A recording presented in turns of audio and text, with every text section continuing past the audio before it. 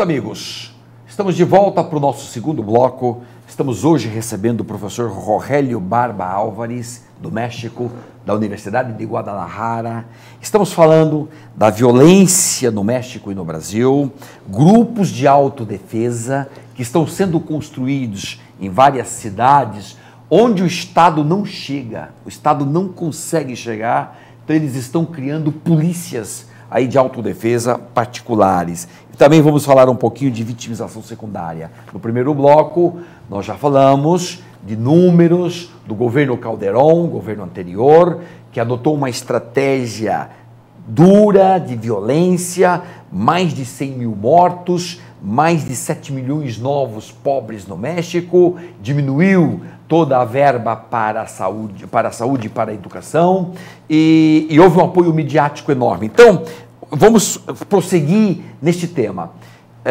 Três temas eu queria abordar. Primeiro, a mídia nitidamente apoyó a política de violencia. Houve esa participación, la media. Sí, la más media participó fuertemente con esta política, ¿sí? Al llevar al estrellato a aquellos detenidos, aquellos narcotraficantes, los presentaban como estrellas de cine, y bueno, eso formaba parte de una política parafernalia para exponer a los delincuentes hacia los ciudadanos. Entonces, pues esto más que provocar una seguridad, ¿sí?, o una certeza a la ciudadanía, generaba miedo y temor.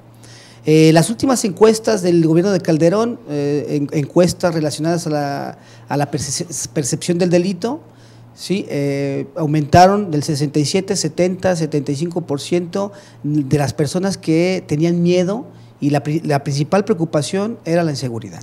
Entonces, todas estas políticas no alcanzaron para poder disminuir o disuadir a la delincuencia, y dinamitó los acuerdos nacionales, los acuerdos que tenían que ver con la protección de los intereses y de las garantías de las personas. Então, não diminuiu o número do crime, não diminuiu. No disminuyó, se creó una ley general para prevenir e aumentou o sequestro. E aumentou o medo. Sí. E as leis fizeram muitas mudanças legislativas. Sí. Políticas públicas que tenían que ver para la prevención de la delincuencia, te repito, del secuestro. Se creó una ley específica, pero en los estados donde tenía más problemas, que era dirigida a esta legislación, aumentaron los secuestros, que es el estado de Tamaulipas, Nuevo León, Chihuahua, Sinaloa. Se disparó la cifra de Ou seja, a estratégia da violência não conseguiu êxito, a mídia apoiando a violência não conseguiu êxito, e reformas legais somente tampouco fueron funcionam. Reformas unilaterales que ahí tuvo que ver un consenso político para establecer políticas generales para la prevención. Pero bueno, en ocasiones el ejército iba a alguna localidad sin avisarle a la policía de ese estado, y lo que ocasionaba pues era terror, porque no se ponían de acuerdo la Policía Federal con la estatal.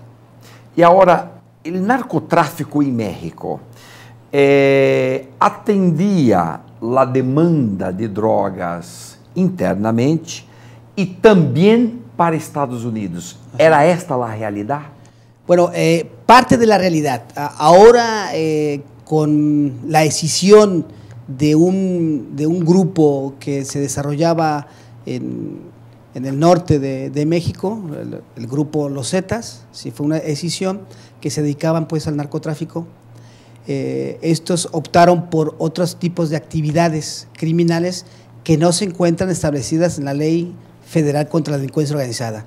Y esto es el secuestro, el robo y sobre todo la devastación del medio ambiente en zonas muy importantes, por ejemplo Chiapas y lo que es Michoacán. Entonces, ¿y hoy continúan haciendo esto? Ahora con el secuestro, violación y otras actividades que tienen que ver con el robo.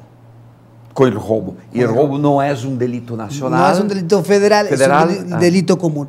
Entonces, aquí hace falta que se reforme el concepto de delincuencia organizada para dejarlo de manera amplia y que se pueda blindar ciertos intereses, como por ejemplo las elecciones electorales, hay participación del narco y no está blindado en este tema. Entonces se tiene que hacer una reforma legislativa en materia de delincuencia organizada para poder blindar de las organizaciones criminales para que no participen en las elecciones.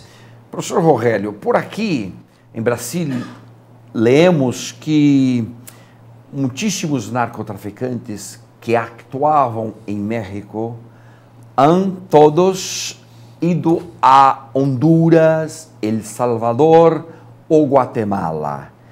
E Honduras, por sinal, eu he leído hoje a última estatística de la ONU, Honduras é o país mais violento do planeta, com 90 muertos a cada 100.000 pessoas.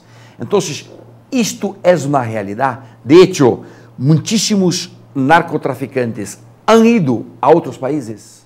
Sí, el poder de la delincuencia transnacional se ha establecido en países con esa debilidad jurídica. Se han instalado, han hecho alianzas con organizaciones criminales de delincuencia común para poder establecerse allí.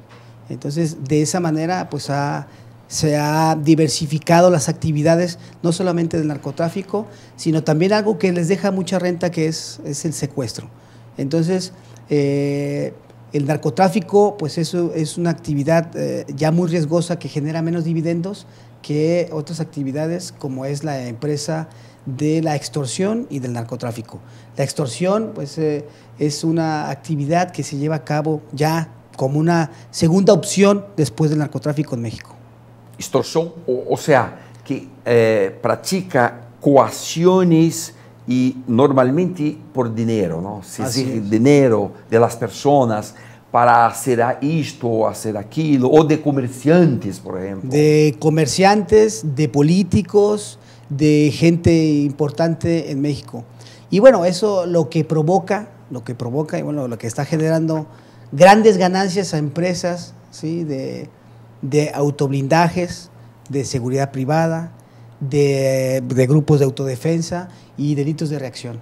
Entonces todo eso es lo que está provocando, lo que está generando este tipo de delincuencia común y no común. Y entonces hoy podemos decir que en México existe un estado paralelo del crimen, otro estado que hace actividades muy generalizadas en todo el país. ¿Esto ocurre hoy en México? Empezó a ocurrir en el estado de Michoacán. En el estado de Michoacán, la delincuencia organizada se instaló allí. Ellos decidían quién era el que iba a gobernar.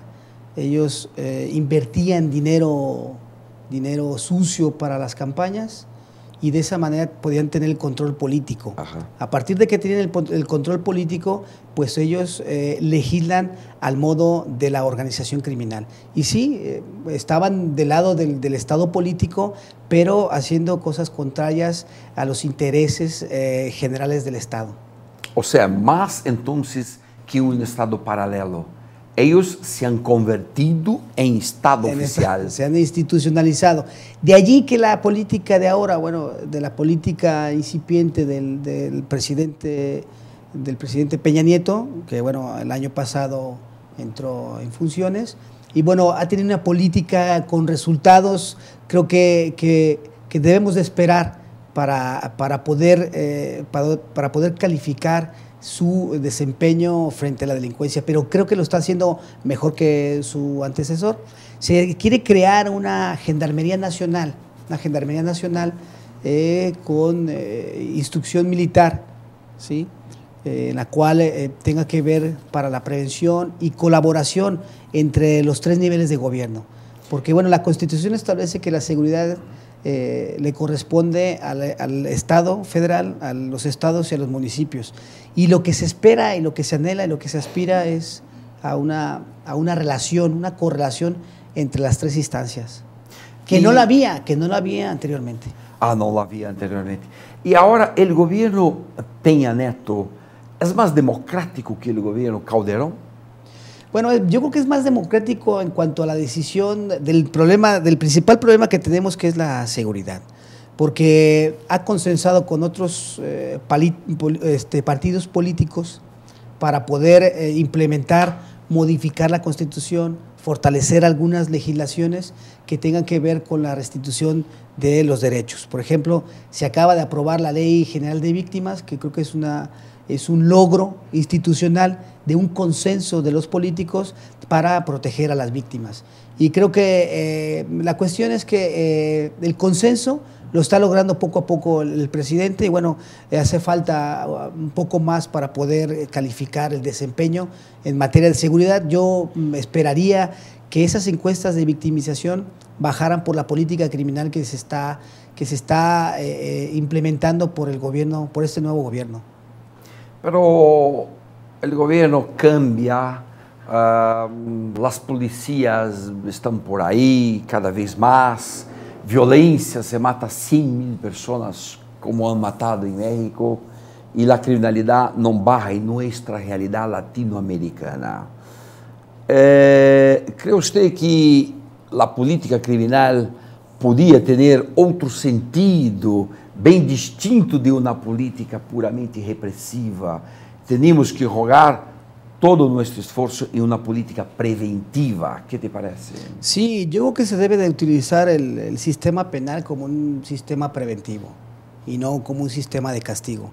Y sobre todo llevar a cabo las políticas públicas de manera consensuada con todos los partidos, pero no solamente con los partidos, sino con ONGs, por ejemplo, o la sociedad organizada, que participe en la elaboración de leyes que estén de acuerdo para restablecer los derechos violados o fortalecer algunas garantías que no se encuentran en la Constitución o algunos conceptos que no se encuentran en el Código Penal. Se acaba de aprobar el Código de Procedimientos Penales, que también fue un consenso del gobierno reciente, de Peña Nieto, y lo que se buscaría, el anhelo que queremos que se logre, es que se pueda unificar la legislación penal. Porque bueno, tenemos un código penal por cada estado, un código de procedimientos por cada estado, lo teníamos ya con la figura del Código Único de Procedimientos Penales. Entonces yo creo que esa es una muestra que el consenso puede cambiar la legislación en pro de los derechos de las personas. Pois bem, estamos aqui encerrando o nosso segundo bloco, vamos para o terceiro bloco, conversando com o professor Rogélio Álvares sobre a delinquência no México, grupos de autodefesa. Vamos falar um pouco mais de grupos de autodefesa agora nesse nosso terceiro bloco, e um pouco sobre a legalização da maconha, que já aconteceu em Colorado e Washington, 2 estados dos Estados Unidos, e agora, a partir de um mês, 2 meses, também no Uruguai, nós vamos ter a legalização de drogas. Sobre tudo isso, em um minuto. Já voltamos com o professor Rogélio Barba Álvares.